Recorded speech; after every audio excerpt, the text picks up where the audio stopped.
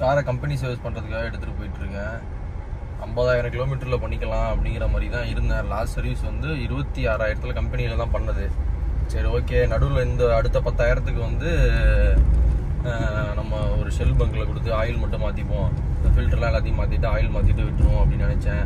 ஆனால் பார்த்தா டிரைவர் இப்போ என்ன சொல்கிறாப்புலன்னா, கிளச்சு கொஞ்சம் சரியில்லை, கிளச்சு பார்க்கணும் அப்படிங்கிறாரு. வெளில கொடுத்து பார்க்குறதுக்கு இப்போ வண்டியில் கிளச்சு சரியில்லைன்னா அதுக்குள்ளே 40,000 கிலோமீட்டர் தான் இப்போ வண்டி ஓடி இருக்கு. 40,000 கிளச்சு ஃபால்ட் ஏதாவது வருது அப்படின்னா சரி வாரண்டி எதுவும் கிளைம் ஆகும், பிரச்சனை இருந்தால் வாரண்டியில் கிளைம் ஆகும் அப்படிங்கிற மாதிரி ஐடியாவில் இப்போ மறுபடியும் கம்பெனி சர்வீஸை கொடுக்க போகிறேன். தண்டத்துக்கு அவங்களுக்கு 7,500 10,000 அழுவ வேண்டியா இருக்குது. ஒரு வேலையை ஒழுங்காக பார்க்க மாட்டேறாங்க ஏன்னா கம்பெனியில். இன்னைக்கு சண்டே அப்பாயின்மெண்ட் போட்டேன், ஃப்ரைடேவே போட்டேன். ஒரு ஃபோன் கூட நான் அடிக்கானவங்க. நானும் ரொம்ப லேட்டு 10:30 மணி ஆகிடுச்சு. என்ன சொல்ல போகிறான்னு தெரியல, பார்ப்போம்.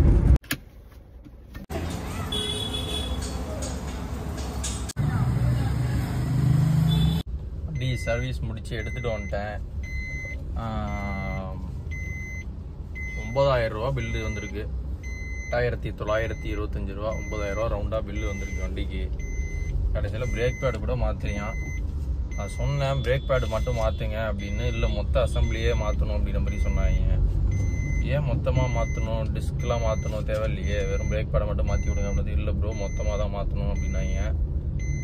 சரி பண்ணியிருப்பானுங்கன்னு பார்க்குறேன், வந்து கேட்குறேன், இன்னும் நீங்கள் தான் திருப்பி அடுத்ததில் பண்ணும்போது சேர்த்து பண்ணிக்கலாம், இப்போ பண்ணாமல் இருக்கோம் அப்படிங்கிறானுங்க. 9,000 ரூபா காசு வாங்கிட்டு ஒரு தெளிவான வேலை பார்த்த மாதிரி தெரியல. கிளச்சை வந்து சரியில்லை, ரொம்ப டைட்டாக இருக்குது, அது என்னன்னு கொஞ்சம் பாருங்க அப்படின்னதுக்கு வந்து மாற்றினா கிளச்சு வந்து நாங்கள் வேலை பார்க்கலாம் கிடையாது, கிளச்சு அசம்பிளி தான் மாற்றுவோம் அப்படின்ட்டானுங்க. அதனால் அதுவும் வந்து வேலை பார்த்த மாதிரி இல்லை. தண்டத்துக்கு ஏதோ 9,000 கொடுத்த மாதிரி இப்போ எனக்கு தெரியுது. பேசாமல் நான் ஷெல்லு பங்கில் ஆயிலை மாற்றிட்டு லோக்கல் மெக்கானிக்கிட்ட கொடுத்து சின்ன சின்ன வேலையாக முடிச்சிருந்துருப்பேன். சரி ஓகே, ஏதோ இருக்கட்டும், பரவாயில்ல. ஏன்னா நாளை பண்ண வண்டியில் ஏதோ ஒரு ஃபால்ட்டு அப்படின்னா வந்து இப்போ இங்கே தானே எல்லாம் ரெகுலராக சர்வீஸ் பண்ணுறோம், வாரண்டியில் கிளைம் பண்ண வேண்டியதான் அப்படிங்கிற மாதிரி பேசிக்கலாம். வண்டியை ஓட்டுறவங்க அரை கிளச்சை பிடிச்சிக்கிட்டே ஓட்டினா அப்புறம் கிளச்சு 40,000 போக தான் செய்யும். கொஞ்சம் பொறுமையாக நிதானமாக ஓட்டணும். வண்டியை வெடுக்குன்னு விடுறது. வண்டினா வந்து யார் வண்டியாக இருந்தாலும் அதை நம்ம வண்டியாக நினச்சி ஓட்டணும். அந்த மாதிரி ஓட்ட மாட்டேறானுங்க, அதுதான் பிரச்சனைங்க.